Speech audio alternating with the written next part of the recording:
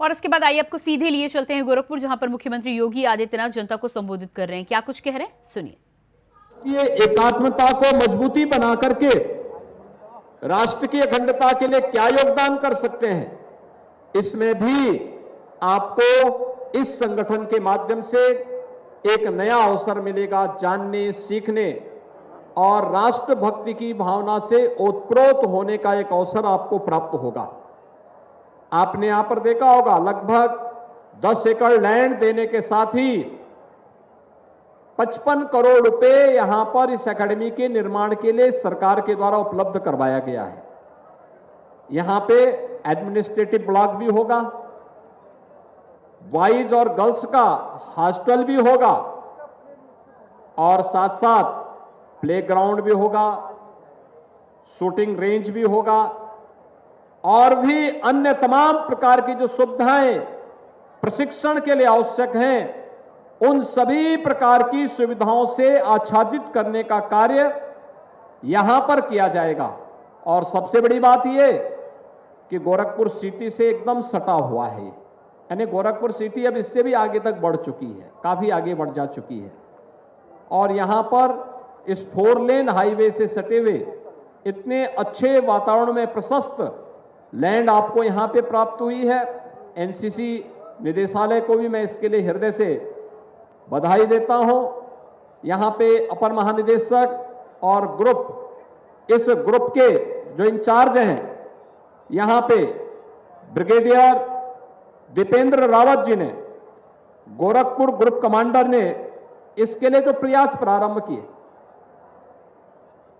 ये दिखाता हमें कि हम थोड़ा भी प्रयास करते हैं तो शासन अपने आप ही उस दिशा में आपको 2 कदम आगे और बढ़कर के सहयोग करने के लिए तैयार रहती है।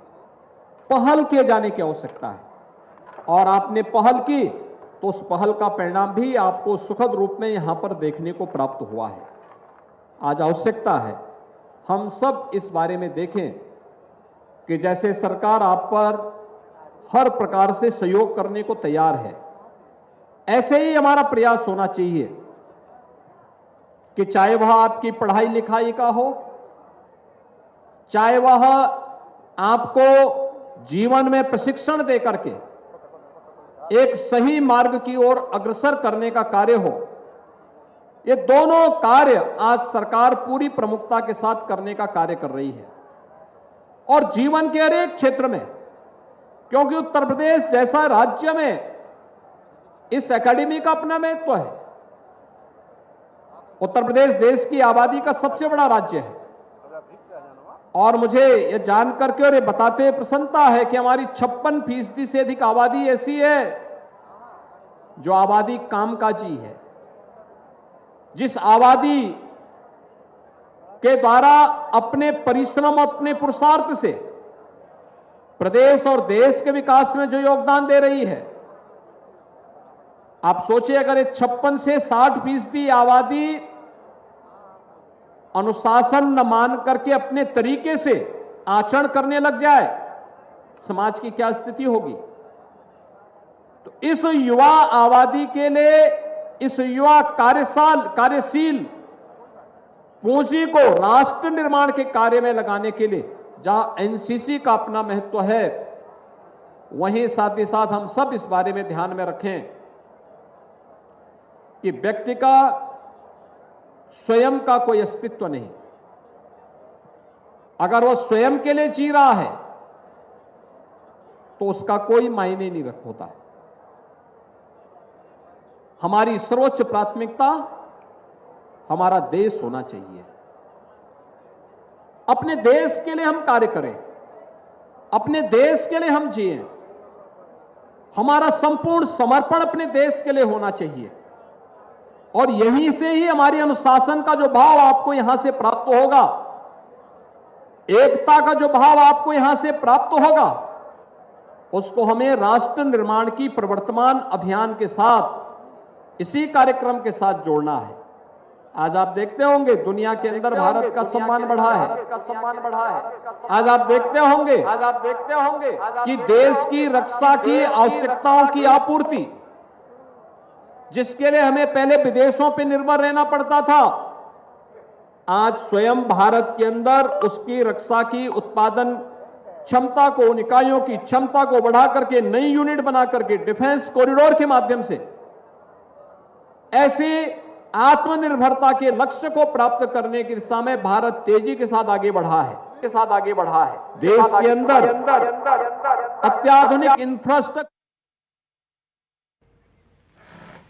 तो ये आप गोरखपुर से सुन पा रहे थे मुख्यमंत्री योगी आदित्यनाथ को एनसीसी प्रशिक्षण अकेडमी शिलान्यास कार्यक्रम में एनसीसी के कैडेट्स को संबोधित करते हुए मुख्यमंत्री योगी आदित्यनाथ और भविष्य में किस तरह से सहयोग कर सकते हैं राष्ट्र निर्माण में, ये तमाम युवा, इनको लेकर योगी आदित्यनाथ आज गोरखपुर में अपने इन हजारों युवा साथियों के लिए एनसीसी एकेडमी, जिसमें गोरखपुर, देवरिया, कुशीनगर, महाराजगंज, संत कबीरनगर, बस्ती, सिद्धार्थनगर, बलरामपुर, श्रावस्ती, गोंडा और बहराइच, ये 11 जनपद के कैडेट्स न केवल अपना प्रशिक्षण के बाद आगे की ट्रेनिंग लेने के लिए इस एकेडमी का उपयोग कर पाएंगे, बल्कि ये जो 11 जनपद हैं, इन 11 जनपदों में 4 जनपद ऐसे हैं, सिद्धार्थनगर, बलरामपुर, श्रावस्ती और बहराइच, जो प्रधानमंत्री जी के द्वारा देश के अंदर शिक्षा, स्वास्थ्य, रोजगार और अन्य इंडिकेटर में जो जनपद पिछड़ गए थे, आजादी के बाद जिन्होंने अपेक्षित विकास नहीं किया, उनमें ये 4 जनपद भी थे। इन्हें आकांक्षात्मक जनपद कहते हैं, एस्पिरेशनल डिस्ट्रिक्ट। ये 4 जनपद हैं और मुझे प्रसन्नता है कि एनसीसी एकेडमी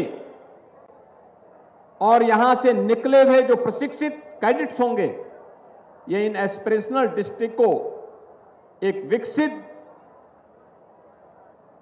जनपद के रूप में विकसित करने में अपनी भूमिका का निर्वहन करने में अपना योगदान दे पाएंगे। प्रधानमंत्री जी के आत्मनिर्भरता के लक्ष्य को प्राप्त करने में हमें सफलता प्राप्त हो पाएगी। आज यह कार्यक्रम यहां प्रारंभ हो रहा है और मैं चाहूंगा कि एनसीसी निदेशालय, शिक्षा विभाग, स्थानीय प्रशासन तीनों मिलकर के बेहतर समन्वय के माध्यम से एक समय सीमा के अंदर इस एकेडमी के निर्माण के कार्य को हम पूरा करें, जिससे इसका लाभ यहां के छात्र छात्राएं ले सकें। दूसरा, हमारा प्रयास जरूर कुछ चीजों का होना चाहिए। जहां भी हमारी इस प्रकार की एकेडमी बने, वहां पर एक तो पूरा हरा भरा वातावरण होना चाहिए, अधिक से अधिक वृक्षारोपण करना, क्योंकि प्रशिक्षण कभी कभी भीषण गर्मी में भी हो सकता है। कैंप्स लगते हैं तो उस समय गर्मी भी हो सकती है और उस दौरान शीतलहरी भी हो सकती है। हमें उसकी परवाह नहीं करना है। सर्दी हो, गर्मी हो, बरसात हो, इन सब की परवाह के बगैर राष्ट्र निर्माण के लिए किसी एक अभियान के साथ अगर हमें जुड़ने की आवश्यकता पड़ेगी, तो इसकी परवाह के बगैर हम सब अपने आप को समर्पण भाव के साथ उसके साथ जूझ पड़ेंगे। जहां यह भाव हमारे मन में होना चाहिए, हम यह भी तय करें कि इस दौरान हम लोग काफी बनाते समय ही वृक्षारोपण और इस प्रकार के वृक्षों को वहां पर लगाएं, जो यहां की वातावरण के अनुकूल होने के साथ साथ प्रशिक्षण के दौरान कैडेट्स को अच्छा और उत्तम वातावरण देने में सहभागी बन सके। एक काम होना चाहिए। दूसरा, हमारी एकेडमी का जो क्षेत्र हो, उसको प्लास्टिक फ्री करने की दिशा में हमें कार्य करना होगा।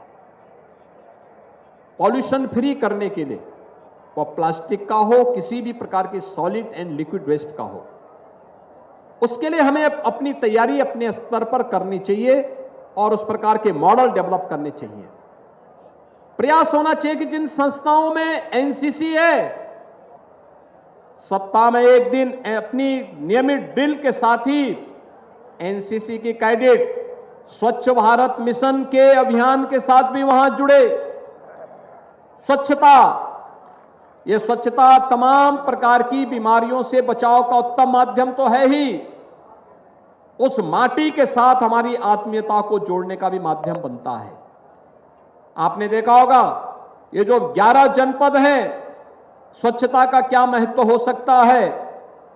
यह महत्व इंसेफ्लाइटिस पर विजय प्राप्त होना इसका एक उदाहरण है। और इस